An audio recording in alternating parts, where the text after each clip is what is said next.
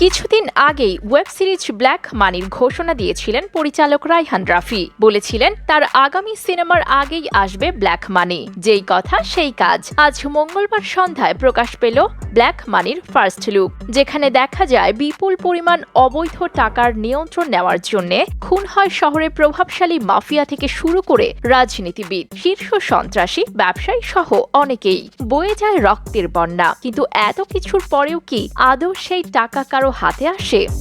উত্তর জানা যাবে ওয়েব সিরিজ ব্ল্যাক মানিতে। টান টান উত্তেজনায় ভরা গল্পে এই ওয়েব সিরিজটি হতে যাচ্ছে রাফির প্রথম ওয়েব সিরিজ। সিরিজে রুবেল ও পূজা চেরি ছাড়াও অভিনয় করছেন সালাউদ্দিন লাভলু, শিবা শানু, পাভেল, মুকিত জাকারিয়া, সুমন আনোয়ার সহ অনেকে। ধারণা করা হচ্ছে খুব শিগগির সিরিজটি দর্শক দেখতে পারবেন।